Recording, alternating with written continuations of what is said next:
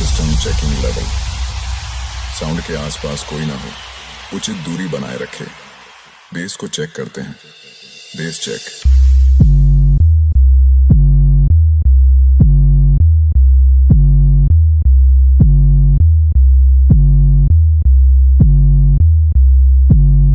Base checking complete. अब bit check करते हैं।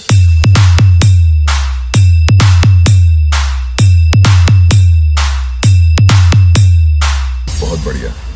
अब वोकल चेक करते हैं। अरे बिहा करे बोलो तो कोन बिहा करले এখন কোন লাভ নাই রে কত রাগালে বন্ধু কত রাগালে বন্ধু কত রাগালে डीजे भास्कर झालदा किंग।